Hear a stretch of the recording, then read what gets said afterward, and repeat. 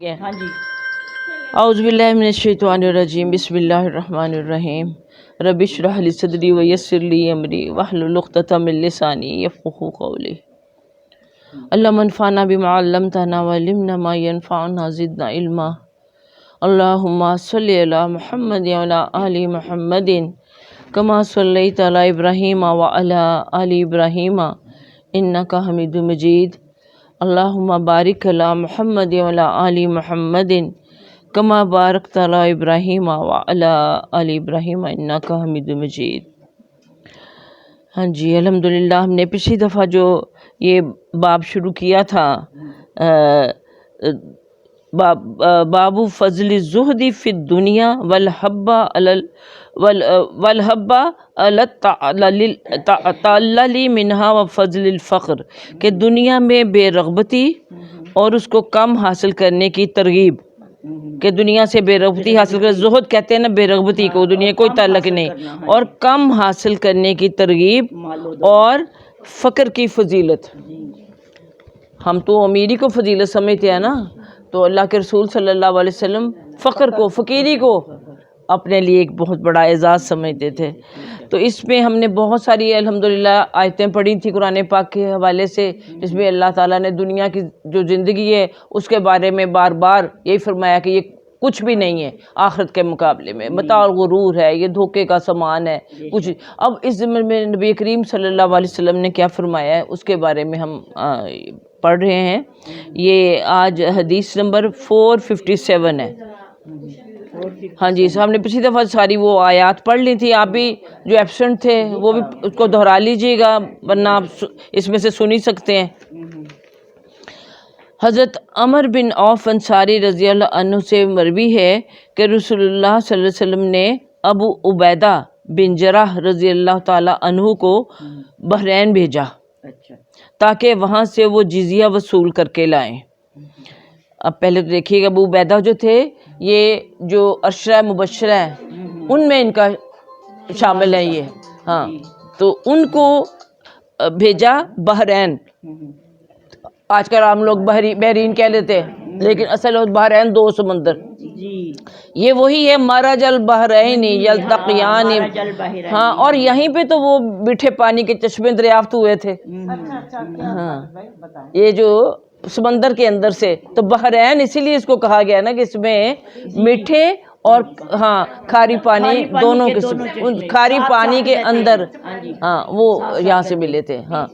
تو دوسری چیز اس میں یہ آپ کو اب حدیث پڑھنے سے پہلے سمجھ لینا چاہیے کہ یہ کس دور کی حدیث ہے۔ یہ محسوس ہوتا ہے کہ نبی کریم صلی اللہ علیہ وسلم کی زندگی کے آخری دور کی حدیث ہے، اس لیے کہ جزیہ تو اس وقت آنا شروع ہوا۔ جزیہ کیا ہوتا ہے سب کو پتہ ہے نا؟ ہاں، ٹیکس جو غیر مسلم دیتے ہیں، ہاں جی، تو وہ جو علاقے فتح کیے تھے وہاں سے وصول کرنے کے لیے اب آپ صلی اللہ علیہ وسلم اپنے صحابہ میں سے بھیجا کرتے تھے کچھ لوگوں کو۔ تو اسی طرح یعنی پھر لگتا ہے کہ آخری زمانے کی وہ حدیث ہے۔ تو حضرت عبداللہ، یہ حضرت ابو عبیدہ بن جراح جو تھے ان کو رسول پاک صلی اللہ علیہ وسلم نے بھیجا کہاں؟ بحرین، کس لیے؟ تاکہ وہ جزیہ وصول کر لائے۔ وہ بحرین سے مال لائے، چنانچہ انصار نے ابو عبیدہ کی آمد کا سنا تو فجر کی نماز حضرت صلی اللہ علیہ وسلم کے ساتھ ادا کی۔ ہاں، اب اس سے کیا پتہ چلتا ہے کہ پہلے ادا نہیں کرتے تھے، وہ کرتے تھے لیکن کبھی نہیں بھی کرتے تھے، اس لیے کہ اب مدینہ بھی کچھ ویسے بھی پھیل گیا تھا، اور کچھ پہلے بھی آپ کو پتہ ہے کہ جیسے سب سے پہلے تو مسجد قباء بن گئی۔ مسجد نبوی میں ضروری نہیں تھا کہ سارے ہی لوگ آئیں، اس لیے ادھر کو 3-4 میل کا فاصلہ، آپ کو پتہ ہے مسجد قباء جو ہے، تو وہاں سے ہر ایک کا ہر نماز کے لیے آنا مشکل۔ پھر آپ کو ایک اور ہم نے حدیث اس میں پڑھی تھی جس میں ایک صحابی نے کہا تھا کہ یا رسول اللہ میرے گھر کے بارش کا پانی جو ہے وہ نالا بن جاتا ہے تو مجھے وہاں سے مشکل ہو جاتا ہے نا، تو آپ میرے ایک گھر میں آ کے مجھے نماز پڑھائیں تاکہ میں اس جگہ کو بطور مسجد مخصوص کر لوں۔ تو انہوں نے پھر آپ صلی اللہ علیہ وسلم چلے گئے، اس کا مطلب ہے کہ آپ صلی اللہ علیہ وسلم اس کو اجازت دے دی کہ ہاں تم ایسا کر سکتے ہو۔ تو اس طرح سے صرف مسجد نبی میں جانا نماز پڑھنی بہت بڑی سعادت تھی، لیکن جن لوگوں کے لیے کوئی دشواری تھی، نہیں جا سکتے تھے، تو ان کے لیے یعنی ضروری نہیں تھا کہ وہ مسجد نبی میں جائیں، وہ کہیں اور بھی پڑھ لیا کرتے تھے۔ اب جب مال آیا، اب کیا ہوا؟ فجر کی نماز میں ہم دیکھ رہے ہیں کہ بہت یعنی انصار نے آن صلی اللہ علیہ وسلم کے ساتھ فجر کی نماز ادا کی۔ پس جب رسول اللہ صلی اللہ علیہ وسلم نے نماز فجر پڑھ کر ان کی طرف رخ پھیرا، آپ کو پتہ ہے کہ نماز پڑھنے کے بعد پھر جو امام ہوتا ہے وہ مقتدیوں کی طرف رخ کرتا ہے، بس وہ آپ صلی اللہ علیہ وسلم کے سامنے آئے، یعنی سارے صحابی اب آمنے سامنے سب ہو گئے رسول پاک صلی اللہ علیہ وسلم کے۔ آپ صلی اللہ علیہ وسلم نے ان کو دیکھ کر تبسم فرمایا، پھر فرمایا میرا خیال ہے کہ تم نے ابو عبیدہ کے متعلق بحرین سے کچھ لانے کا سنا ہوگا، یعنی یہ خبر تم تک پہنچی ہے کہ ابو عبیدہ آ گئے ہیں اور وہ وہاں سے مال لے کر آئے ہیں۔ تو انہوں نے عرض کی کہ جی ہاں یا رسول اللہ صلی اللہ علیہ وسلم۔ پس آپ صلی اللہ علیہ وآلہ وسلم نے ارشاد فرمایا کہ خوش ہو جاؤ، یعنی واقعی مال آ گیا ہے، اور خوشی والی چیزوں کی امید رکھو، یعنی مال آ گیا ہے اس چیز کی امید رکھو کہ تمہیں بھی اس میں سے حصہ ملے گا۔ اب دیکھیے پہلے انہوں نے کتنا تنگ دستی کا زمانہ گزارا ہوا تھا، اب جب مال آنے لگا تو مال کی اٹیکشن ہوتی ہے، اور پھر جب اس طرح سے مل رہا ہو بیٹھے بٹھائے تو کیا ہی بات ہے، وہ تو ہم بھی پیچھے نہیں رہتے کسی سے بھی، کہیں سے بھی ہمیں مل جائے۔ تو اس طرح یعنی ایک انسان کے اندر اللہ تعالیٰ نے یہ چیز ڈالی ہوئی۔ اب وہ تو صحابی تھے، پھر بھی ان کی کیفیت دیکھیے۔ تو آپ صلی اللہ علیہ وسلم فرمایا کہ خوش ہو جاؤ اور خوشی والی چیزوں کی امید رکھو کہ تمہیں بھی یعنی اس میں سے حصہ ملے گا۔ اب اگلی بات جو ہے وہ اس جو ہمارا باب ہے، جو ٹاپک ہے اس باب کا، اس کے حوالے سے بات آپ صلی اللہ علیہ وسلم بیان فرما رہے ہیں۔ پہلے ان کو خوشی دلا دی کہ ٹھیک ہے بڑی اچھی بات ہے، آ گیا ہے ملے گا۔ اب فرمایا کہ اللہ کی قسم مجھے تمہارے متعلق فقر سے خطرہ نہیں، لیکن مجھے اندیشہ یہ ہے کہ دنیا تم لوگوں پر فراخ کر دی جائے گی جیسے ان لوگوں پر فراخ کی گئی جو تم سے پہلے ہوئے، یعنی پہلی قوموں میں۔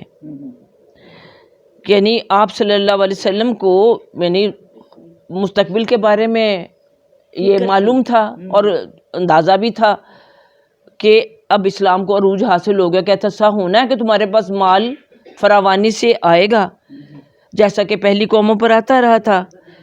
لیکن جو آپ کو اندیشہ تھا یا تھوڑی سی پریشان کرنے والی بات تھی وہ یہ تھی کہ مجھے تم سے یعنی پس تم اس میں کہیں اس طرح نہ رغبت کرنے لگ جاؤ جس طرح انہوں نے رغبت کی، یعنی پہلی قوموں نے، کہ تم مال کی محبت میں اتنے محو ہو جاؤ کہ تم پھر اللہ تعالیٰ کی طرف سے غافل ہو جاؤ، یا اللہ کی طرف سے آپ تو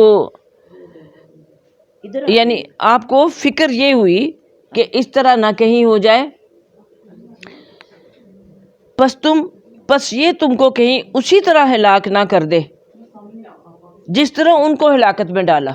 یعنی مال کیا چیز ہے، اس کی محبت، اور اس میں جب ظاہر مال آتا ہے اس میں انسان کی مشغولیت بڑھ جاتی ہے۔ جب تھوڑا مال ہوتا ہے انسان مشغولیت اس کی کم ہوتی ہے، ایک سالن بنا لیا، 2 جوڑے 4 جوڑے کپڑے کے پہن لیے کر لیے، تو پھر اب دیکھیے ہماری یہ آپ عموماً دیکھتے ہماری جو کام والی ہیں یہ اپنے گھروں کا کام شام کر کے ہمارے گھروں کا بھی کرنے آ جاتی ہیں۔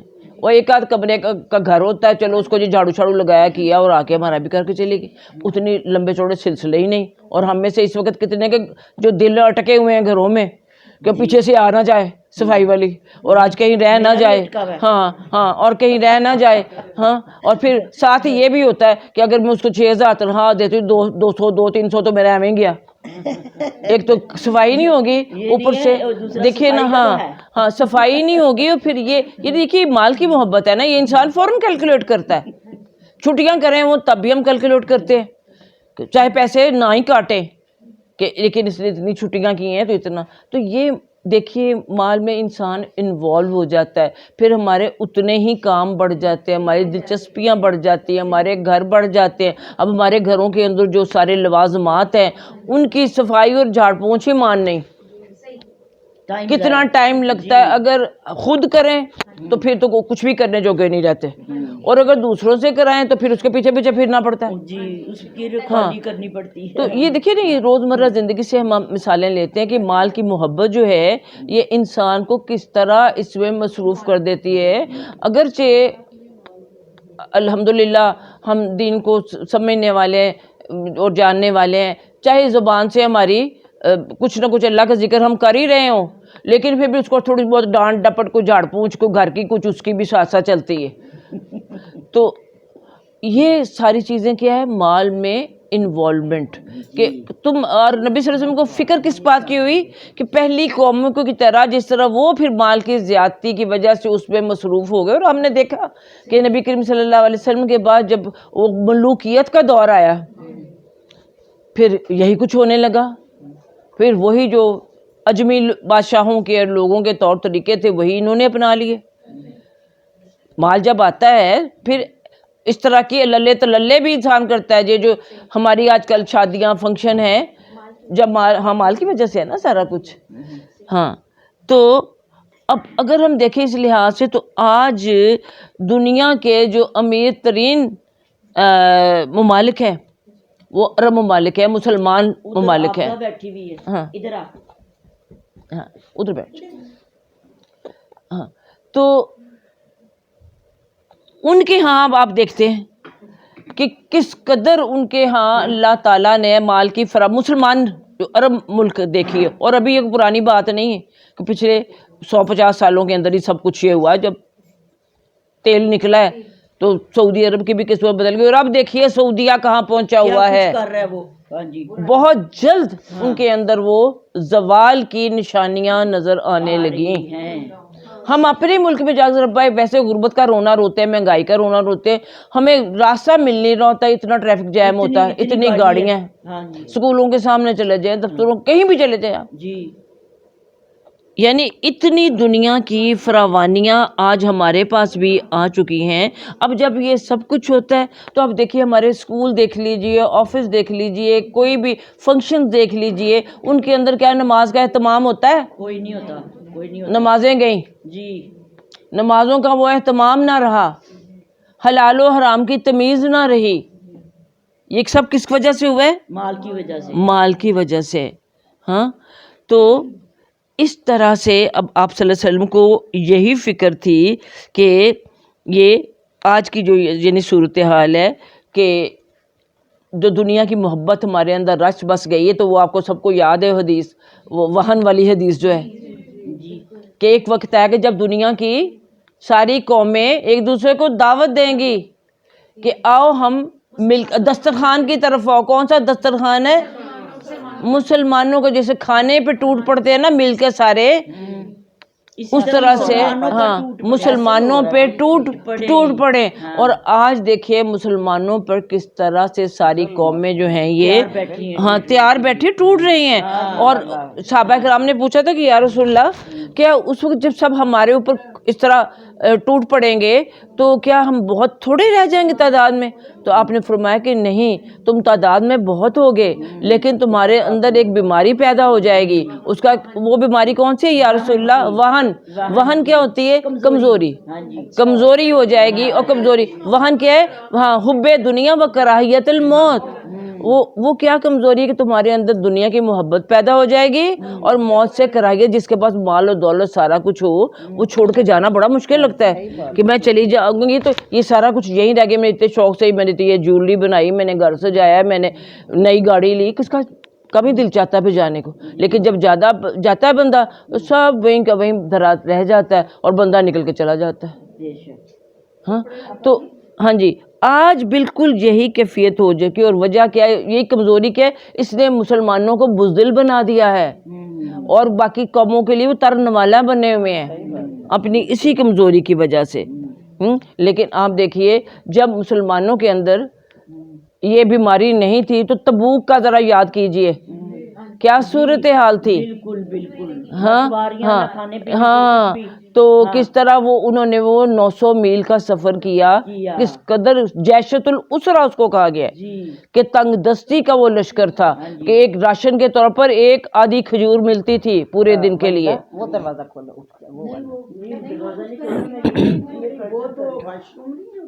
اچھا نہیں نہیں وہ ادھر ہے. اچھا جی. نہیں آتی اتنی ٹھنڈ کو نہیں. حضرت عمر رضی اللہ تعالیٰ عنہ کے زمانے یعنی واقعی جب بہت پیسے کی فراوانی ہو گئی, لیکن عمر رضی اللہ تعالیٰ کا اپنا جو طرز عمل تھا وہ تو سب کو معلوم ہے آپ کو. لیکن کچھ لوگوں نے شوق سے نا, یعنی پہلی دفعہ حضرت عمر کے زمانے میں مسجد نبی میں دیا جلا تھا. اچھا اتنا تیل نہیں ہوتا تھا جی کہ چراغ جلایا جا سکے. ہاں تو وہ کچھ لوگوں نے اس کے اوپر اعتراض کیا کہ ایسا کیوں ہے. ہاں تو آپ صلی اللہ علیہ آپ کو بتایا گیا نا, آپ صلی اللہ علیہ وسلم تو تھے نہیں, عمر کو بتایا گیا کہ یہ اس لیے کہ کچھ لوگوں یعنی اب اسٹینڈرڈ چونکہ اپ ہو گیا ہے تو وہ ان کو یہ سادگی مطلب اچھی نہیں لگتی, ذرا تھوڑی سی آرائش بھی ہونی چاہیے. جس طرح دیکھیے آج کل ہمیں کہتے ہیں اس مسجد میں جائیں, بحریہ ٹاؤن چلتے ہیں وہاں چلتے تاکہ فیصل مسجد جائیں تاکہ ہمیں کچھ جانا وہاں ماحول اچھا لگے. تو ہماری اپنی مسجد کا چند سالوں میں دیکھیں نا, ہم نے اس کو سجا سنوار کے کہاں تک پہنچا دیا ہے کہ ہمیں نہیں وہ اوپر جانا چڑھنا. کیا تھی صفیں بچھی ہوتی تھی پہلے, یاد ہے جب تراویح پڑھنے جاتے تھے. تو ہاں ہاں تو وہ دیکھیے نا, تو اب دل خوش ہوتا ہے.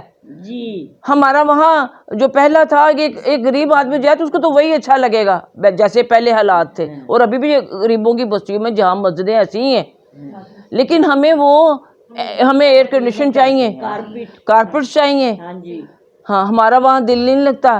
اور دیکھیے ہماری بھی کئی وہ خواتین بچوں کو لے کے آ کے آرام سے ٹھنڈے کمرے میں بیٹھی رہتی. تو یہ ہے یہ دیکھیے ساری انسانی نفسیات جو ہے اسی کو آپ صلی اللہ علیہ وسلم سے بڑھ کے کون نفسیات دان تھے. بالکل بالکل. اور ان کے باقی ان کے جو ٹرینڈ صحابہ تھے ان سے بڑھ کے کون تھے. تو یعنی حضرت عمر رضی اللہ تعالیٰ کو انہوں نے اس طرح سے کہا کہ اس لیے یہ سب کچھ چاہیے کہ لوگ ایسا چاہتے ہیں اب, لیکن آپ صلی اللہ علیہ وسلم کی تعلیمات جو ہیں وہ نہیں بدل سکتی, وہ اپنی جگہ موجود ہیں. اچھا تو اب بات اس سے یہ بھی ان دا اینڈ ہم کہتے ہیں, یہ حدیث کافی الحمدللہ لمبی بھی, اس کی تفصیل بھی ہو گئی کہ اگر ہر جو عمل ہم کرتے ہیں اس کا دار و مدار نیت پر ہے. اگر وہ مسجد نبوی کو اگر تھوڑا سا آراستہ کیا گیا, چراغ جلایا گیا, تو اس کی توجیہ بیان کر دی گئی کہ ہماری نیت ہے کہ لوگ اٹریکٹ ہو کے آئیں گے یہاں, بالکل اس وجہ سے ہم نے یہ کیا ہے. تو یہ ان کی نیت بری نہیں تھی کہ شان و شوکت کے لیے. آج کل تو واقعی ہم شان و شوکت کے لیے بھی کرتے ہیں, اور خاص طور پہ جب ہم اپنی کوئی پرائیویٹ مسجدیں بناتے ہیں, جی فلاں ان کے نام بڑے کر کے کہ فلاں صاحب نے یہ بنائی ہے, ٹھیک ہے, لیکن وہاں اپنا نام نہیں تھا, نام اللہ کا ہی تھا. اچھا لیے حدیث نمبر 458 حضرت ابو سعید خدری رضی اللہ عنہ سے مروی ہے کہ رسول اللہ صلی اللہ علیہ وسلم ایک مرتبہ ممبر پر تشریف فرما ہوئے اور ہم بھی آپ کے ارد گرد بیٹھ گئے. پس آپ صلی اللہ علیہ وسلم نے فرمایا, بے شک وہ چیز جس کا تمہارے بارے میں اپنے بعد ڈر ہے وہ یہ ہے کہ تم پر دنیا کی رونق اور زینت کا دروازہ کھول دیا جائے گا.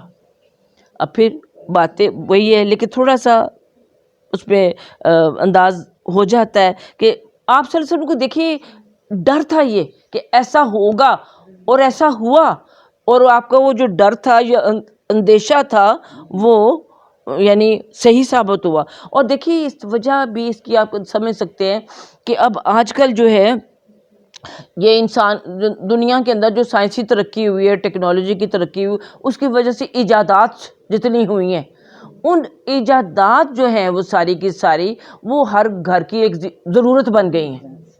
ہر گھر میں غریب امیر کون سا گھر جہاں فریج نہ ہو, واشنگ مشین نہ ہو, ٹی وی تو پہلے, ہاں تو وہ یہ سب چیزیں پہلے یہ چیزیں نہیں تھیں. یہ جس کی طرف آپ صلی اللہ علیہ وسلم کو ڈر تھا وہ یہی تھا کہ دنیا کی فراوانی ہو جائے گی اور لوگوں کی توجہ ایمان کو ترقی دینے کی بجائے ساری کی ساری اس طرف مبذول ہو جائے گی.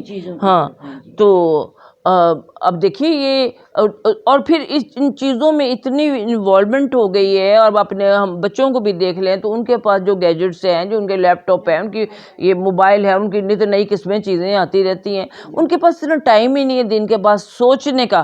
آپ سکھا پڑھا لیں اسکولوں میں, گھروں میں ان کی تربیت, لیکن ان کے پاس وہ کویشچن کرنے کا وہ ٹائم ہی نہیں ہے.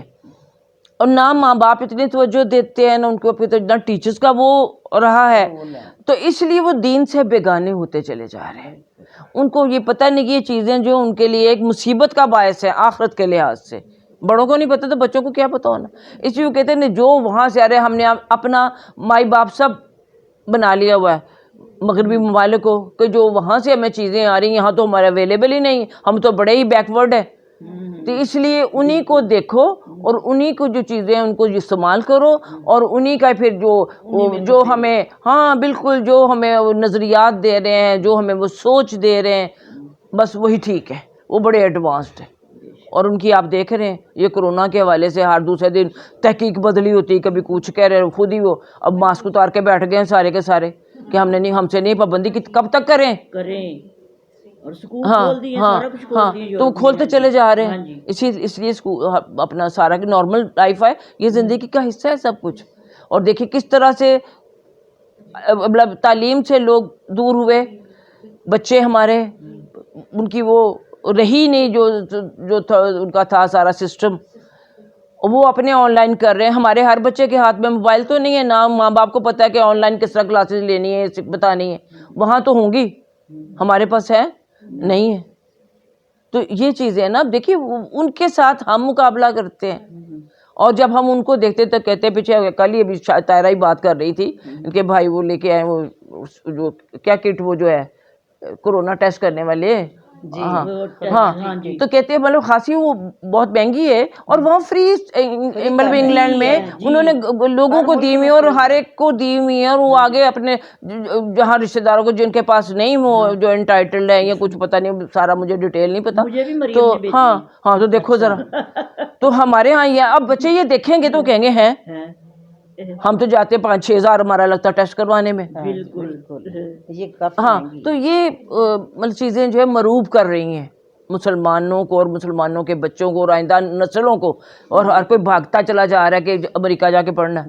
ہاں تھے نا جب نبی صلی اللہ علیہ وسلم نے جو حدیث بیان کی ہوئی ہے کہ وہ جو بکریاں چرانے والے ننگے پاؤں ڈریے اونچے اونچے محلوں میں رہیں گے.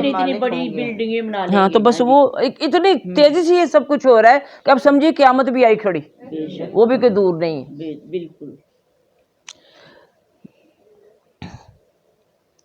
تو حضرت ابو سعید خدری رضی اللہ تعالیٰ عنہ سے ہی سے روایت ہے حدیث میں 459 کہ رسول اللہ صلی اللہ علیہ وسلم نے ارشاد فرمایا کہ بے شک دنیا میٹھی اور سرسبز ہے, بے شک اللہ تعالیٰ تمہیں اس میں جانشین بنائے گا, اس میٹھی ہری بھری دنیا کیا, پھر دیکھے گا کہ تم کیسے عمل کرتے ہو.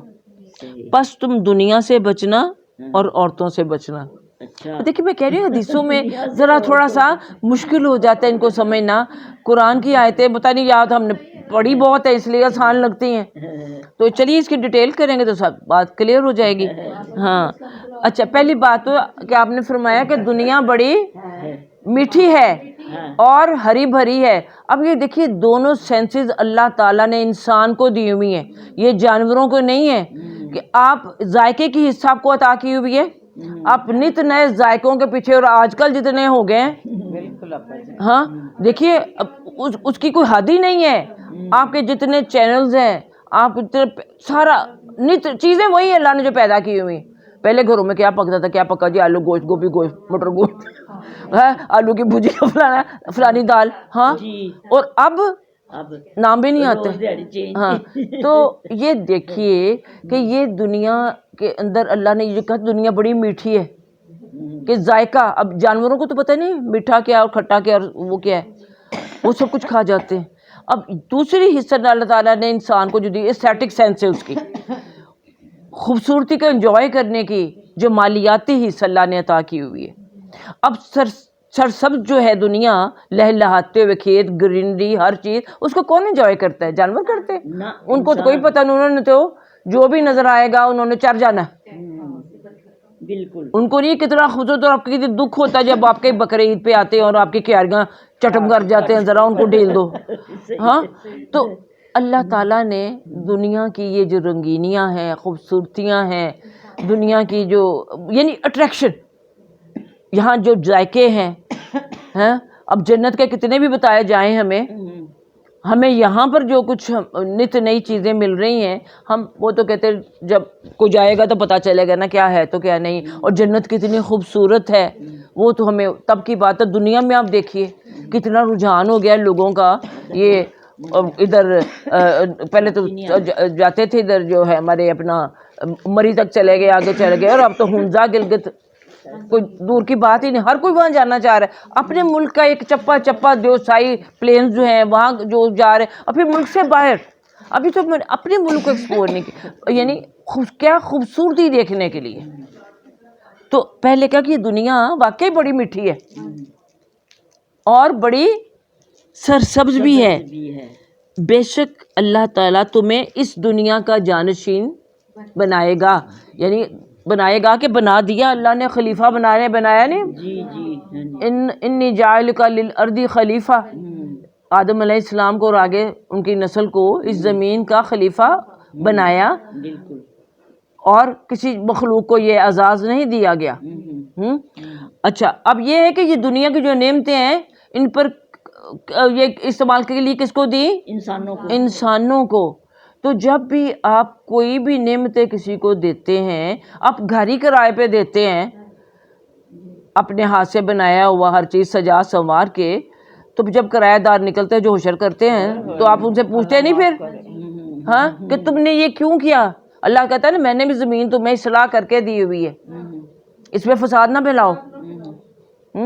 تو اسی طرح اللہ تعالیٰ نے انسان کو خلیفہ بنایا، تو کل کا اس سے پوچھنا بھی ہے کہ اتنے زیادہ تمہیں اختیارات دیے عقل کے حوالے سے. عقل بھی تو انسان کو ہی دی ہے نا، اور وہ تو مادی ترقی کے لیے اور روحانی ترقی کے لیے اللہ تعالیٰ نے انسان کے اندر وہ ڈالی ہے اپنی ہر چیز کے دیے. تو پوچھ بھی انسان کی ہونا ہے. اور کس لیے تمہیں جانشین بنایا؟ تاکہ دیکھے کہ تم کیسے عمل کرتے ہو. پس تم دنیا سے بچنا. اب یہ دنیا سے بچنا تو آپ پڑھ رہی ہیں کہ کس طرح سے اپنے آپ کو بچا کے رکھنا ہے، لیکن جو دوسری چیز ہے عورتوں سے، یہ لفظ ہے، یہ تو اتنی عربی سب کو آتی ہے، فَاتَّقُوا الدُّنْيَا وَاتَّقُوا النِّسَاءَ، کہ دنیا سے بچو. تقویٰ کا مطلب کیا ہوتا ہے؟ بچنا. اور عورتوں سے بھی آپ پہلو طریق ہے بچیں. یعنی کس سے بچے؟ دنیا کے بھی فتنے سے اور عورت کے بھی فتنے سے بچنا. اور اب دیکھیے یہی جو دو فتنے ہیں ان سے بچنے کے ہمیں کہا گیا. دنیا کے بارے میں آپ پڑھ رہے ہیں اور آپ کو پتہ ہے. اب عورت کے یہ فتنے جو ہیں ان سے بھی بچانے کے ہمیں سارے ہی اللہ تعالیٰ نے گر سکھا دیے. ہمیں ذرا سورہ نور کو کھول کے دیکھ لیجئے، اس کے اندر آپ کو پورے احکام دے دیے گئے کہ آپ کی مردوں کے ساتھ عورتوں اور مردوں کا اختلاط نہیں ہونا چاہیے، مس گیدرنگز نہیں ہونی چاہیے، پردے کے احکام دے دیے.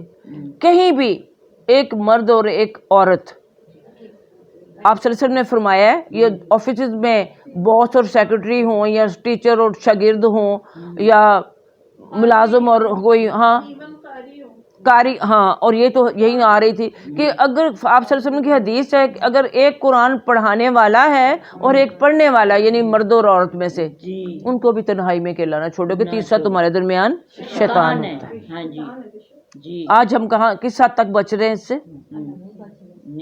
ہمیں ترغیب بھی دی گئی، ہمیں ڈرایا بھی گیا، ترغیب و ترہیب دونوں، کہ اگر تم ایسا کرو گے تو یہ ہو جائے گا. اگر تمہارے ہاتھ پہ اگر ہاتھ بھی مرد کے ساتھ غیر محرم کے ساتھ ملایا تو ہاں تو تمہارے ہاتھ پہ آگ کا انگارہ رکھا جائے گا. اور پھر کیسی کیسی جنت کی خوشبوؤں کی بات آپ کو بتائی کہ جس اپنے آپ کو، اور ایمان کی حلاوت کی بات بتائی، اور وہ مرد جو ہے اس کو عرش کے سائے کے نیچے، جی جو جس نے اپنی جوانی جو ہے اپنی اس سے گزار، تو اس طرح سے اب دیکھیے ڈاکٹر اور مریض کا بھی رشتہ ایسا ہی ہوتا ہے. استاد شاگرد کی تو بات کر رہے ہیں، قرآن پڑھانے کی بات کر رہے ہیں. اب عورتیں جو ہیں اپنے لیے فخر کی اور اسٹیٹس سمبل بنا کے بیٹھ گئی ہیں کہ ڈلیوری مرد ڈاکٹروں سے کرانی ہے. ذرا ان کو حیا نہیں ہے، ان کو کوئی اس چیز کا وہ نہیں ہے کہ ہم وہ نہ کریں. کیا عورتیں مر گئی ہیں؟ اس لیے تو عورتوں کے لیے راستہ کھلا ہوا ہے کہ وہ اور بڑے نوبل پروفیشنز ہیں اور بڑے سیفلی ان کو اپنا سکتی ہیں کہ آپ ٹیچرز بنیں، آپ ڈاکٹرز بنیں، تاکہ ان کے عورتوں کے جو مسائل ان کے حوالے سے آپ ان کو دیکھ سکیں. قابل ترین ڈاکٹرز موجود ہیں. اس کے باوجود میں نے کہا نا، بات یہ ہے کہ ہمارا ایک اسٹیٹس سمبل بن گیا ہے، اور پھر یہ فلاں ڈاکٹر جو اتنی فیس اس کی، وہ یہ چیزیں ہم نے ان کو اپنا لیا ہوا ہے، اور ہمیں شرم حیا نہیں آتی. بعض ویسے ہی یہ اپنی کو فیس بک یہ کھولو تو آپ دیکھتے ہیں وہ ڈلیوری ہو رہی ہوتی ہے تو وہ مرد ڈاکٹر ہی ہمیشہ کر رہے ہوتے ہیں. ہاں ہاں، تھیٹر میں جو عملہ ہوتا ہے وہ موجود ہوتا ہے اور میل عملہ ہوتا ہے. ہاں مجھے یاد ہے کہ میں نے اپنا آپریشن تھیٹر میں پہنچ کے میں نے پہلی بات یہی کہی تھی کہ یہاں سے سارے جو عملہ اس کو ہٹایا جائے. تو انہوں نے ڈاکٹر نے مجھے، ڈاکٹر زیادہ دورانی تھی میری جب ہوا، تو انہوں نے کہا یہ اینستھیزیسٹ ہے، یہ ادھر منہ کر کے بیٹھا رہے گا، باقی سب نکل جائیں گے. ہاں ہاں. تو اس نے واقعی میرے ساتھ بڑا کوآپریٹ کیا تھا، ہر مرحلے پہ کیا اس نے میرے ساتھ، میرا تھرو آؤٹ اسی کے ساتھ میرا رہا تھا رابطہ. تو بہرحال اس نے کہا کہ اور پھر مجھے نہیں پتا پھر میں بے ہوش ہوگی پھر کیا ہوا. ہاں لیکن یہ ہے کہ اپنے طور پر، حالانکہ اس زمانے میں تو اتنا تھا ہی نہیں، اور گنگا رام میں اس نے آپریشن کیا تھا، اور تو کوئی تھے ہی نہیں ہاسپٹل تھی پرائیویٹ یا ایسا، اور وہی ٹھیک تھا. تو ایسی بات ہے کہ آپ اپنی طرف سے کوشش کریں کہ کہاں تک آپ بچ سکتے ہیں، اپنے سطر کی حفاظت کریں، بار بار اللہ تعالیٰ کے محفوظ فروج ہو، اپنی فروج جو ہیں ان کی حفاظت کریں. یہ ہے کہ ابھی بھی اگر گائنی کا بھی کوئی ایسا کیس ہے کہ جس میں کوئی عورت اتنی کمپیٹنٹ نہیں ہے ڈاکٹر، تو وہ آپ کرا سکتے ہیں. اضطرار ہر جگہ موجود ہے. اس طرح جو ہارٹ کے ہیں، جو کینسر کے پیشنٹس ہیں، ان کے لیے بڑی ایک، دیکھیے ہماری طاہرہ بہن جو تھی، طاہرہ خالد، وہ اس نے کینسر اپنے اندر پال لیا، اس نے ہر طرح کی اس کے لیے ٹوٹکے اور دعائیں اور سب کچھ، اور کافی عرصہ اللہ نے زندگی ان کو دی.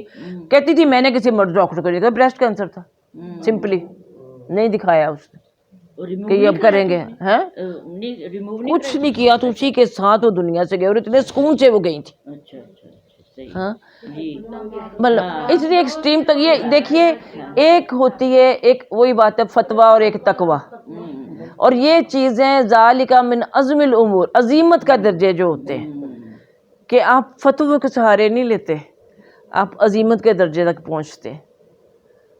تو اللہ تعالیٰ کسی کسی کو یہ چیز عطا کرتا ہے. ہاں تو بات یہاں ہے کہ جو کہا کہ عورت کے فتنے سے بچو.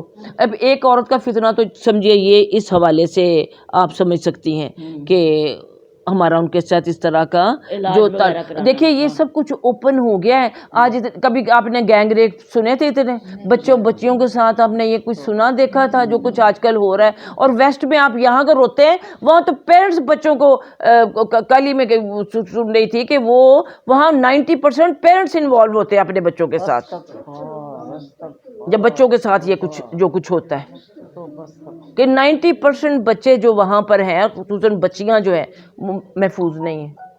یہ ہے ویسٹرن ترقی جس کے اثرات ہم بھی دیکھ رہے ہیں. اور آپ صلی اللہ علیہ وسلم نے فرمایا تھا کہ میں نے مردوں کے لیے عورتوں سے بڑھ کر کوئی فتنہ نہیں دیکھا، اور اس سے بچانے کے لیے اس کے لیے آپ نے سارا وہ جو کچھ کیا. اب اور فتنہ کس طرح ہو جاتا ہے؟ دیکھیے اب ہمارے عام گھروں کا یہ ہے کہ بچوں کی شادیاں ہوتی ہیں تو مائیں بہنیں گھر والے پتہ نہیں کہاں جاتے، وہ عبد الزوجہ بن کے رہ جاتے ہیں، جس کو ہم اپنی زبان میں बीवी का गुलाम या जोरू का गुलाम कहते हैं, अरबी में वो सारी दुनिया में एक ही चीज़ है, उनके अब्दुल ज़ौजा कहते हैं कि ज़ौजा का गुलाम। हाँ, अब क्या है, उसके नाज बरदारियों में, उसकी फरमाइशों में हलाल हराम की तमीज़ ना रही। उसके बाद अपने वही घर वाले, वही माँ जिसने किस तरह पाला और किस तरह से उसकी पर जो सारा कुछ किया, जिसके लिए आज आपकी फेसबुक स्टोरी भरी होती है माँ बाप के हकूक़ के लिए। हाँ, होता कुछ नहीं होता कुछ नहीं। आखिर जो ना भी पढ़े या जिसको ना भी चीज़ों को शौक़ हो, नज़र से तो गुजरती है ना। आप चैनल बदलते हुए उसको आपकी नज़र से गुजर जाती हैं ये चीज़ें। तो वो अपने जो वो माँ को पसे पुछ डाल देते हैं और बीवी को आगे। ठीक है, बीवियों का अपनी जगह हक है, उनके माँ बाप के, हाँ, तो उनके नाजायज़ मुतालबात मानने में जी, हराम कमाने में, और इसी तरह उनसे भी जो आगे बच्चे हैं उनको भी, उनकी भी ज़ाहिर है जो उन्होंने देखना उसी तरह परवरिश होती है। वो भी कहते हैं हमारी फैमिली है, दादी दादा कौन होते हैं या नानी नाना कौन होते हैं। हाँ ना, फिर भी होता है कुछ ना कुछ कहते हैं। हाँ, नहीं मतलब बड़ों का अदब, एहतराम और रुतबे का जो है वो नहीं बात रह गई। तो इसलिए औरत का मकाम अल्लाह ने क्या बता दिया, वक़रना फ़ी बुयूतिकुन्ना, अपने घरों में टिक के बेहतरीन उसका, औरतें बाहर ना लगी फिरे, उसका यही है अपना मकाम कि वो घर में ज़्यादा से ज़्यादा रहे। अब शायद मैंने आपको किसी को भेजी है, वो आपके में से भी किसी को, तारा से भी कल डिस्कस कर रही थी इसको, आपस में हम ऐसी अच्छी चीज़ें हो करते। वही जो उसका था, क्या की प्रिंसिपल है, आरफा सईदा का, अच्छा चलो मैं भेजूंगी। वो मज़े की बातें करती है ना, वो चिड़िया चिड़िया की कहानी सुनाती है। चलो तारा सुनाओ जरा चिड़िया चिड़िया की कहानी। पहले चिड़िया चिड़िया की कहानी क्या होती थी कि चिड़िया लाई दाल का दाना और कवा लाया चावल का दाना, दोनों ने मिलके खिचड़ी पकाई, फिर दोनों ने खाई। अब क्या होता है, चिड़िया खा गई, वो घर में बैठी हुई थी। हाँ, तो अब क्या होता है, अब चिड़िया जो है दाल का दाना भी वही लाती है, चावल का दाना भी वही लाती है, और पकाती भी वही है खिचड़ी। अच्छा है, और चिड़ा आता है और आके खा जाता है। पहले उसके लिए संभाल के रखती है। हाँ हाँ, तो ये सारा कॉन्सेप्ट ही चेंज हो गया जब से औरत कि तुम घर बैठो, पकाओ खिचड़ी खाओ, हाँ, चुड़ा रोए आके। हाँ, लेकिन अब उसको ये भी फिक्र होती है कि उसको पहले मैंने देना, उसको करो, उसको पूछना उसने क्या खाना है। वो खिचड़ी भी खिचड़ी नहीं ना रही अब। हाँ, तो बिरयानी बन गई। हाँ सही। हाँ, अच्छा जी, तो ये और देखिए ये सारी तालीमात मुझे आपको सिर्फ याद दहानी में करा रही हूँ, सबको पता है जी। तो अगर इन पर अमल नहीं किया जाएगा तो घरों में फितने फसाद नहीं है। फिर औरत जब खुद कमाती है वो आज़ादी भी चाहती है। अब ये देखे ना, ये बहू जो है अपनी बहू के पास गई हुई थी, मुल्तान से आई, क्यों उससे कहा, मैंने उनको डांटा पिछली दफ़ा कि भी आप उससे क्यों काम करा रही हैं, उसको मुल्तान में रखा हुआ, पढ़ लिख गई, बहाउद्दीन ज़करिया में वो प्रोफेसर लगी हुई है, तो उसको ज़रूर नौकरी करवानी है। कभी माँ जा रही है, कभी सास जा रही है, और जा के उसके पास जा रही है उसको नौकरी कराने के लिए। थोड़ा खा लो, मैंने इसको ये समझाई, मैं आप सबके सामने कह रही हूँ। हाँ, अपने बेटे से कहो जितना भी है खुद उतने में गुजारा करो। बेशक। हाँ, मैं भी आपा यही हाँ, मैं कहती हूँ तो फिर देखे फिर भागी भी जाती। जब उनसे करो, तू सुना तेरी बहू लम्स में पढ़ा रही है, हाँ जी, तो तुसी भी वरान हो रहे हो कि नहीं सारे? फिर सही है, मैंने पता है जिन्ने सही हो तुसी, मैं कोई नहीं सही। उथे जाके क्यों नहीं टिक सकती? ऐसे वास्ते देखो घर में नहीं होता है, मेरा मतलब जो औरत बहू घर में नहीं है तो फिर वो अकेली सास क्या करे? बिल्कुल सही बात। तो यही बात मैं कर रही हूँ ना। देखिए मैं अब सामने मिसालें मेरे दाएं बाएं दोनों बैठी हुई हैं दोनों मिसालें। तो औरत को अगर वो घर में बैठी हो तो ये सास अगर बीमार हो गई है, इसको बेटी कर रही है ना, दूसरी कोई और बहू वो करती थी या करेगी ना जो घर में है, ये जो मैनेज कर। लेकिन जो टोटली आपने पैसे कमाने की मशीन जब बन जाती हैं तो उनको क्या अपने बच्चों की परवाह नहीं है, वो कहाँ पढ़ रहे हैं, कहाँ जा रहे हैं, क्या कर रहे हैं, क्या उनको टाइम देना, क्या उनको करना है। हाँ हाँ औरत हाँ जी, تو اس لیے باہر بھی نکلو تو حجاب کی پابندی میں نکلو. وہ ساری باتیں جب اس کے خلاف ہم نے کر لی ہے تو اس کا نتیجہ جو ہے ہم بھگت رہے ہیں. بالکل. ہاں جی چلیے یہ اب سمجھ آ گئی ہے جی آپا جی بہت اچھی طرح سب ہاں جی بڑی اچھی طرح کہ تو صحیح ہے نا کوئی. ہاں جی اچھا اچھا صحیح. اور دیکھیے میری اور بات سنیے ذرا. نہیں میں اپنی بہو کو بھی لا رہی ہوں. یہ دنیا کی اس وقت سب سے بڑی جو انڈسٹری ہے وہ کون سی ہے؟ فیشن انڈسٹری اور کاسمیٹکس انڈسٹری. جی دونوں. ٹھیک ہے ہاں مطلب فیشن کے اندر وہ بھی سارا کچھ آ جاتا ہے. اب اس کے لیے دیکھیے کتنا پیسہ، کتنی ایڈورٹیزمنٹ، کتنے لوگ اس کے اندر انوالو ہیں، کتنا اس کے اوپر سب کچھ یہ ہو رہا ہے. کس لیے؟ عورت بن سور کے جائے. کبھی پارلرز ہوتے تھے؟ پتہ نہیں کیا کیا کچھ. اب ان کے علاوہ گھر بیٹھے بھی ہو جاتا ہے. اور وہی بات ہے جب ایک ٹرینڈ ہو گیا اب لوگوں کی جو ڈیمانڈ ہے، اگر ماسا پورا میری نو بھی کر لیندی ہے تو اس میں وہ گھر رہ کے کر رہی ہے نا، کوئی جا تو نہیں رہی. وہ گھر رہ کے عورت کے لیے ہر چیز اس کے لیے جائز. اگر اپنے ٹائم میں سے وہ اس ٹائم کو مینیج کرتی ہے. اللہ کے دین کا بھی کام اللہ تعالیٰ برکت دیتا ہے. جب وہ کام اس نے شروع کیا اللہ خود ہی برکت دیتا ہے. ماشاءاللہ بچوں کو پڑھانا کرنا فل ٹائم اس کو ان کو توجہ دینی، گھر کو توجہ دینی. تو یہ ساری چیزیں عورت کے کام یہی ہیں. ان کو زبردستی نوکریاں نہ کرواؤ. بالکل. ان کو مجبوری ہو اکنومیکلی یا فارغ ہے وہ یا کوئی اس کے اوپر ذمہ داری نہیں ہے تو ٹھیک ہے کرے وہ. اپا جی ہاں لیکن نوکری نہیں کرنے دی. بیٹی تو ماں کو بھی خدمت کر لے گئی اپنے پاس اور الحمدللہ ماشاءاللہ ماں ٹھیک ہو گئی. ہاں اللہ تعالیٰ کا لاکھ لاکھ شکر ہے. تو یہ دیکھیے یہ سارا نظام جو ہے اب یہ فتنہ جو بن گیا. اب جب عورت اتنا میک اپ استعمال کرے گی، اتنے پارلر جو کھل گئے، میرا کنالوی میں سب سے زیادہ پارلرز ہیں ہاں، اور تو کیا بنے سمجھے گی نہیں. اور کتنا پیسہ آپ لوگ خرچ کرتے ہیں، مجھے حیرت ہوتی ہے. ہم تو کوئی نہیں خرچ کرتے جو بھی کرتے ہیں، مطلب عورتوں کی بات کر رہی ہوں کہ کتنا پیسہ اس کے اوپر خرچ جو ہوتا ہے اپنے فیشیل کرانے اور جانے آنے اور یہ کرو وہ. آپ کی محض بجٹ کا بہت بڑا حصہ جو ہے اس کے اوپر اٹھ جاتا ہے. ٹوٹ کے اس کے علاوہ ہوتے ہیں. عورت کا یہ دیکھیے اس کا یہ حق ہے کہ وہ اپنے آپ کو سجائے سنوارے، لیکن اپنے شوہر کے لیے گھر کے اندر جو اس کے جہاں اس کے محرم ہیں گھر کے اندر، شوہر تو سب سے بڑا ہوا نا، ان کے لیے وہ سجے سنورے اپنے آپ کو کرے، وہ بالکل درست ہے اور بلکہ عبادت ہے. لیکن گھر سے باہر نکل کے جو کچھ لوگوں کو دکھانے کے لیے جو سب کچھ کرنا ہوتا ہے ہاں، تو وہ یہ چیزیں جو ہیں. اور دکاندار بھی جو بنی سوری ہوتی ہے ہم ہمارے زمانے میں ہم اکنامکس بڑی بری لگا کرتی تھی، لیکن اب سٹارٹ ہی اکنامکس سے ہوتی ہیں. بالکل. ہاں دیکھیں بزنس کے وہ پڑھنے سیکھ رہی ہیں، کامرس وہ سیکھ رہی ہیں کر رہی ہیں. وہی مردوں والے جو سب کمپیوٹر کے بھی بڑے فائدے ہیں وہ کریں جو بھی، لیکن اس طرح کی جو چیزیں مردانہ وار اور ان کے مقابلے میں اور باس بنی ہوتی ہے ہاں، تو گھر میں بھی باس بن جاتی ہیں جب باہر بنی ہوتی. تو پھر ہاں دیتی بہو کی. ہاں جی ایک اور حدیث اور پڑھ لیتے ہیں. ہاں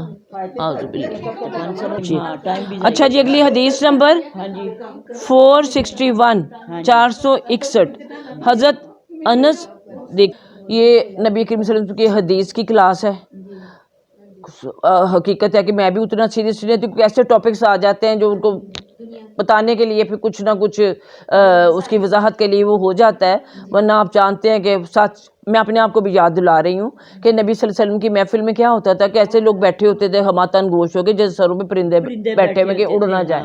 تو اس لیے اس محفل کے ادب کا احترام وہ اپنی جگہ ہے، لیکن بعض دفعہ بات سمجھانے کے لیے کوئی کرنی پڑ جاتی ہے تو پھر اس کو ہم لمبائی لے جاتے ہیں نا سب مل جل کے. چلیے بس سمجھنے کے لیے اچھا، لیکن بات یہ کہ اتنا ٹائم ہم جو لگاتے ہیں سمجھنے سمجھانے میں اس پر عمل بھی ہونا چاہیے. صرف جاننا ضروری نہیں ہے ہمارے لیے، جان کے ہیں اس سے اگلا قدم کیا ہے اس پر ہم عمل کریں. سوچیں، اب جاتے ہیں تو گھر جا کے سوچیں. یہ حدیث کو کلاس کو یہیں چھوڑ کے نہیں چلے جانا. اگر آپ کو رسول اللہ صلی اللہ علیہ وسلم سے محبت ہے اور آپ چاہتے ہیں کہ ان کی سنتوں کو آپ عمل کریں تو پھر آپ کو اکیلے میں بیٹھ کے بھی چیزیں سوچنی ہیں کہ میں کیا سن کے آئی ہوں اور میں نے مجھے کیا کرنا چاہیے اور میں کیا کرتی رہی ہوں، اس کے اوپر توبہ. ہمارے لیے تو توبہ کی عمر ہی ہے نا جو ہم کر چکے ہیں، کہ اللہ ہمیں معاف کرے. جب ہم غور کریں گے تو باتیں یاد آئیں گی نا کہ فلاں وقت میں فلاں کو یہ ایسا ہمارا رویہ تھا، یا ہم نے یہ کیا تھا، یا ہماری پردے کے حوالے سے یہ کوئی بھی بات جو ہے سمجھ آ گئی. تو اس لیے اس کے ادب احترام کو بھی ہم تھوڑا سا ملحوظ رکھیں. حدیث نمبر 462 حضرت انس رضی اللہ عنہ سے ہی روایت ہے کہ رسول اللہ صلی اللہ علیہ وسلم نے ارشاد فرمایا کہ قیامت کے دن آگ، ہاں جی کیا لیتے ہیں، پہلے ابھی ہم نے کی تھی حدیث نمبر 459 کی تھی. 49 اب ہاں تو یہ تو چھوٹی سی ہے نا، وہ بیچ میں پتہ ہی نہیں چلا. حدیث نمبر 460 حضرت انس رضی اللہ تعالیٰ عنہ سے مروی ہے کہ نبی کریم صلی اللہ علیہ وسلم نے فرمایا، اے اللہ، زندگی تو فقط آخرت ہی کی زندگی ہے. یہ آپ نے بہت اللہم لا عیشہ یہاں لکھا ہوا ہے، لیکن ہم نے پڑھا سنا لا عیشہ الا عیشۃ الاخرہ، کہ عیش ہو یا عیش، مطلب عیشہ کہتے ہیں زندگی کو. عربی زبان میں زندگی کو عیشہ، وہ فی عیشۃ راضیہ وامن من خفت موازینہ حاویہ. تو عیشہ کہ اصل زندگی تو آخرت ہی کی زندگی ہے. یہ دنیا کی زندگی کیا، پہلے بھی آپ ساری جو آپ نے وہ آیات پڑھی ہیں قرآن پاک کی، اس میں بھی آپ کو یہی بتایا گیا ہے کہ دنیا کی زندگی کیا ہے، یہ تو متاع الغرور ہے، یہ دھوکے کا سامان ہے، یہ کھیل تماشا ہے. ہاں، اور ابدی زندگی جو ہے وہ تو آخرت کی زندگی وہی ہے. تو اس لیے جو عارضی چیز ہے اس کے لیے ہم اپنی محنت، اپنا وقت، اپنا پیسہ سب کچھ لگاتے ہیں، اور جو ہمیشہ ہمیشہ کی زندگی ہے اس کو ہم بس پش ڈال دیتے ہیں، اس کو بھولے نہیں ہوتے، ہم نے اس کو پیچھے ڈالا ہوا ہے. ہاں تو یہ کر لیں پھر یہ کریں گے. تو اب ہم یہ نہیں سوچتے کہ اصل زندگی تو وہی ہے. تو رسول پاک صلی اللہ علیہ وسلم نے 2 مرتبہ آپ کی زندگی میں سے ایک ہمیں یہ ملتے ہیں مقامات، جس میں کہ آپ صلی اللہ علیہ وسلم نے یہ عارضی زندگی کی طرف حوالہ دیا. ایک مرتبہ جب آپ صلی اللہ علیہ وسلم صحابہ کرام کے ساتھ مل کر غزوہ خندق کے موقع پر خندق کھود رہے تھے. خندق کھودتے کھودتے دیکھا کہ وہ بھی رجز پڑھ رہے تھے، وہ جو ہوتے ہیں ان کے نظمیں، محنت مشقت کرتے وقت، اور آپ صلی اللہ علیہ وسلم بھی ساتھ شامل تھے، کھود رہے ہیں، کر رہے ہیں، محنت کر رہے ہیں، تھک رہے ہیں، مشقت اٹھا رہے ہیں. تو آپ صلی اللہ علیہ وسلم نے فرمایا کہ یہ جو مشقت تم اٹھا رہے ہو، جس مشکل میں تم پڑے، یہ بڑی عارضی ہے، یہ ختم ہو جانی ہے. بالکل ان کو تسلی دی کہ تھک بھی رہے تو کوئی بات نہیں، اللہ کی راہ میں ہی تھک رہے ہو نا، اور اس سے تو ختم ہو جانا ہے. بے شک. ہاں، اس حوالے سے. اور ایک طرف اللہ تعالیٰ کے رسول صلی اللہ علیہ وسلم نے ان کو اس موقع پر، یعنی جب حجۃ الوداع کے موقع پر، جب کہ آپ کے سامنے 1,40,000 کا مجمع تھا، اس وقت آپ صلی اللہ علیہ وسلم نے جب اتنا بڑا مجمع دیکھا تو آپ کے دل میں بھی آیا، اور ظاہر آپ کے دل میں آیا یا نہیں ہے، لیکن انہوں نے سوچا کہ صحابہ کرام کے دل میں کیا اس وقت فخر اور غرور آ رہا ہوگا کہ ہم اتنی صحیح تعداد میں ہو گئے. کل کو ہماری کیا حالت تھی، تو آج اتنی بڑی تعداد میں ہم ہو گئے، اتنے سارے ہم ہو گئے.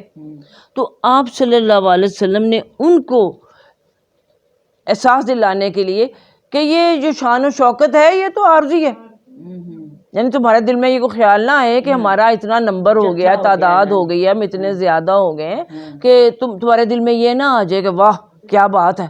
ہاں، یہ تو عارضی ہے. یعنی عارضی دنیا کی طرف توجہ دلانے کے لیے خوشی کے موقع پر بھی آپ نے کہا کہ نہیں عارضی ہے، عارضی ہے، اور غم کی جو کیفیت تھی، مشقت کی، وہ بھی عارضی ہے.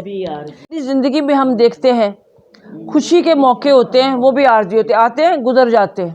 کوئی فتح، کوئی کامیابی، کوئی شادی، کوئی آپ کی امتحان میں کوئی اس کی کوئی آپ کی وہ آپ کہہ لیجیے کہ کوئی جاب ملنے کی، کوئی جو دنیا کی خوشیاں ہوتی ہیں وہ کیا ہوتی ہے, آئے وہ دن گھنٹے 2 گھنٹے میں, شادی کے لیے کتنی تیاری ہوتی ہے, 2 گھنٹے کا فنکشن جی ساری اور لاکھوں روپیہ آپ صرف ڈیکوریشن پہ خرچ کر دیں اور ختم ہو جاتا. غم آتا ہے, دکھ آتا ہے, بیماری آتی ہے, فوتگی ہو جاتی ہے, وہ بھی عارضی, آئی ختم, رات آئی ختم ہو گئی, دن آیا اس کو بھی ختم ہو جانا ہے. تو یہ دنیا کے دن رات, دنیا کے خوشیاں غم جو ہیں یہ سب عارضی ہیں. اور اس حدیث میں ہمیں یہی سبق دیا گیا ہے کہ دنیا کی زندگی بہت مختصر ہے, عارضی ہے. کیا کہے گا بندہ وہاں جا کے, کہ تم جب پوچھا جائے گا تم کتنا عرصہ رہ کے آئے ہو, تو کیا کہے گا, دن یا دن کا کچھ حصہ, یوم والبعض یوم, دن کا کچھ حصہ یا دن کوئی حصہ. تو اصل زندگی وہ ہے جس نے کبھی ختم نہیں ہونا. اور پھر اس کے بعد اب یہ حدیث نمبر 461, چلیے اب یہاں تک پہنچ گئے, اب تو نہیں مس کی کوئی نا. حضرت انس ہی سے روایت ہے کہ رسول اللہ صلی اللہ علیہ وسلم نے فرمایا, میت کے پیچھے 3 چیزیں جاتی ہیں, گھر والے, مال اور عمل.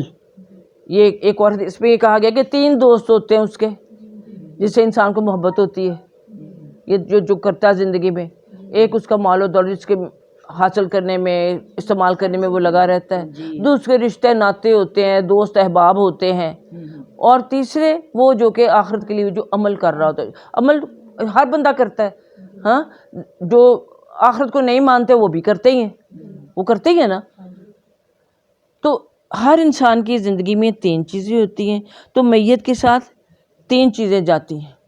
میت خود تو بیچاری خالی ہاتھ ہوتی ہے, لیکن اس کے ساتھ کون جاتا ہے, اس کے گھر والے اور اس کا مال. مال سے مراد آپ کہیے وہ تو پہلے مرحلے پہ وہ کہا, وہ 3 دوستوں والے حدیث میں کہ تو وہیں ساتھ چھوڑ جاتا ہے, جب جان نکلتی ہے سب کچھ وہیں دھرا رہ جاتا ہے, وہ چلا جاتا ہے. لیکن مال سے مراد بعض لوگوں نے غلام بھی لیے, جس زمانے میں یہ حدیث ہے تو وہ تو بڑا بڑا ایسٹس ہوتے تھے, غلام اور لونڈیاں جو ہوتے تھے, کہ انسان کے جو مال یعنی لونڈیاں غلام اور وہ جو غلام ہوتے تھے وہ اپنے آقا کو لے کے قبرستان تک بھی لے کے جاتے تھے.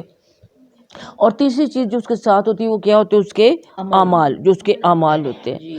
2 لوٹ آتی ہیں اور ایک باقی رہتی ہے, 2-3 چیزوں میں سے, کہ اس کے گھر والے اور اس کا مال لوٹ آتا ہے اور اس کا عمل باقی رہ جاتا ہے. اب یہ دیکھنا ہے کہ ہم وہ جانے والا جو ہے, اب اس کے لیے دنیا کی زندگی ختم ہو گئی ہے, اب اس کی آنکھ کھل رہی ہے. ویسے تو آپ کو پتہ ہے, آپ حدیث سنتے پڑھتے ہیں, قرآن کے حوالے سے بھی جانتے ہیں کہ میں یہ سن رہی ہوتی ہے جو کچھ ہو رہا تھا. جب بھی پیچھے ہی آپ نے پڑھا کہ وہ حدیث ہی پڑھی تھی کہ وہ جو اچھی نیک ہوتی وہ کہتے قدمونی قدمو, جلدی جلدی مجھے لے کے چلو, میں اپنے وہاں آخری ٹھکانے پہ پہنچوں. تو جو برے عمل والے ہوتے ہیں وہ کہتے ہیں ہائے ہائے مجھے کہاں لے کے جا رہے ہو, ٹھہر جو ذرا, ابھی نہ لے کے جاؤ, آگے نظر جو آ رہا ہوتا ہے جو کچھ ہونے والا. اس کا مطلب وہ بول بھی رہے ہیں, وہ سن بھی رہے ہیں بہرحال. لیکن اصل تو وہ قبر کا وہ ہے نا, جہاں سے آخرت کا وہ جو آغاز ہوتا ہے, برزخ کا جو زمانہ ہے. اب قبر میں جب وہ پہنچ جاتا ہے تو ادھر اصل گھر اس کا وہ ایک قبر, جہاں اسے پتہ نہیں کتنے زمانے گزارنے. اب دیکھیں آدم علیہ السلام سے لے کے اب تک جو لوگ قبروں میں پڑے وہ پڑے ہی ہوئے ہیں نا, جن کو سینکڑوں نہیں ہزاروں سال بیت گئے. ان کو بھی جا کے وقت ان کے لیے بھی ٹھہرا ہوا ہے, جو آج مرے گا اس کے لیے بھی اس کو بھی ویسے ہی محسوس ہونا. لیکن وہ ہے ابدی گھر جو قبر ہے. اب یہ دیکھنا ہے کہ ہم نے اس گھر کے لیے ہم نے کیا کیا ہے, اس گھر کو یعنی اسے روشن کرنے کے لیے ہم نے کیا کیا ہے. کیا ہم نے ایسے عمل کیے ہیں, اپنے دل کے اندر وہ روشنی جمع کی ہے, وہ نور جمع کیا ہے جو کہ قبر میں جا کے ہمارے اس اندھیرے کو دور کر سکے, جس کے لیے کہ قبر پکارتی ہے کہ میں اندھیرے کا گھر ہوں, میں کیڑے مکوڑوں کا گھر ہوں, میں تنہائی کا گھر ہوں. اپنے ساتھ روشنی لانا. تو اس کے لیے ہم نے کیا تیاری کی ہوئی ہے. تو یہ اس حدیث سے ہمیں یہی پتہ چل رہا ہے کہ اس دن کے لیے ہم نے کیا تیاری کی ہوئی کی اور ہمیں آگے کیا کرنا چاہیے. ایک چلیے جو ہم نے پڑھتے پڑھتے چھوڑ دی تھی وہ بھی ہم کر لیتے ہیں. ٹائم کیا ٹائم ہو گیا. ہاں جی, پورا گھنٹہ تو ہمارا ہو گیا بس. رہنے دیں پھر یہیں پہ. آخر الدعوانا الحمدللہ رب العالمین. چلیے انشاءاللہ بشرط زندگی انشاءاللہ. باقی پھر اللہ تعالیٰ. کون سا نمبر ہے یہ حدیث نمبر؟ یہ حدیث نمبر 461 461 تک ہی ہے نا ہم نے آج. پڑھنی ہے یہ کہ ابھی میرا نہیں آپ نے اپنی وہ بھولنے والی نہ پڑھو زیادہ. ہاں زیادہ اپنی. اعوذ باللہ من الشیطان الرجیم بسم اللہ الرحمن الرحیم سبحان اللہ و بحمدہ سبحان اللہ العظیم. اللہم صلی علی محمد و علی آل محمد کما صلیت علی ابراہیم و علی آل ابراہیم انک حمید مجید. اللہم بارک علی محمد و علی آل محمد کما بارکت علی ابراہیم و علی آل ابراہیم انک حمید مجید. ربنا آتنا فی الدنیا حسنۃ وفی الآخرۃ حسنۃ وقنا عذاب النار. رب زدنی علما رب اشرح لی صدری ویسر لی امری واحلل عقدۃ من لسانی یفقہوا قولی. آمین. رب لا تذرنی فردا وانت خیر الوارثین. رب ارحمہما کما ربیانی صغیرا. ربنا اننا آمنا فاغفر لنا ذنوبنا وقنا عذاب النار. ربنا رب اجعلنی مقیم الصلاۃ ومن ذریتی ربنا وتقبل دعاء. ربنا اغفر لی ولوالدی وللمؤمنین یوم یقوم الحساب. آمین. رب هب لی حکما والحقنی بالصالحین. آمین. واجعلنی لسانا صدقا من الاخرین. واجعلنی من ورثۃ جنۃ النعیم ولا تخزنی یوم یبعثون. رب اعطنی ان اشکر نعمتک التی انعمت علی وعلی والدی ونعمل صالحا ترضاه وادخلنی برحمتک فی عبادک الصالحین. رب اعطنی ان اشکر نعمتک التی انعمت علی وعلی والدی ونعمل صالحا ترضاه واصلح لی فی ذریتی وانی تبت الیک وانی من المسلمین. رب اللہم فقہنی فی الدین. اللہم فقہنی فی الدین لا الہ الا انت سبحانک انی کنت من الظالمین. یا اللہ جو کچھ پڑھا سنا وہ قبول فرما. ہماری غلطیاں معاف فرما. ہمیں اپنے نبی پاک صلی اللہ علیہ وسلم یا اللہ ان کی محفل میں ہمارا دل لگا. ہم جب بھی اٹھیں کچھ سیکھ کے اٹھیں یا اللہ. ہمارے دل کو دماغ کو روشن کر. ہمیں صحیح پکا مسلمان بنا دیں یا اللہ. ہم سب کی مشکلیں آسان فرما. بیماروں کی بیماریاں دور فرما. شائستہ بہن کے لیے اپنے لیے شائستہ کے لیے بھی اللہ تعالیٰ ان کو صحت عطا فرمائے. ہمارے آقا جی کو اندلیب کو مجھے یا اللہ تیرا کروڑ خاص شکر ہے کہ میں دوبارہ اس زندگی میں نے قدم رکھا ہے. میری جو باقی زندگی کے دن ہے اللہ تعالیٰ اپنی یاد میں گزارے تاکہ میں جو ہے نا اس راہ سے بھٹک نہ سکوں. مجھے اپنی ذات کی یا اللہ اندھیروں سے بچا کے رکھنا یا اللہ. میں نے بہت تکلیفیں کاٹی لیکن تیرے سوا کوئی طبیب نہیں. تو ہی طبیبوں کا طبیب ہے. تو حکیموں کا حکیم ہے. رب العالمین رب دو جہاں. غریبوں کی غربت دور کرے یا اللہ. ہمارے حکمرانوں کو صحیح عقل عطا فرمائے. مسلمانوں کو صحیح گائیڈ لائن مل جائے یا اللہ. یہ دنیا کے مال میں اتنے پاگل نہ ہو جائے کہ وہ اپنا انسینٹو بھول ہی جائیں یا اللہ. ہمیں سیدھی رستے پہ چلنے کی توفیق عطا فرما. صراط مستقیم پہ چلنے کی توفیق عطا فرما. ربنا تقبل منا انک انت السمیع العلیم وتب علینا انک انت التواب الرحیم. سبحانک اللہم و بحمدک نشہد ان لا الہ الا انت سبحانک اللہم و بحمدک نشہد ان لا الہ الا انت نستغفرک ونتوب الیک. آمین آمین. جزاک اللہ خیر. الحمدللہ. یہ آپا جی میں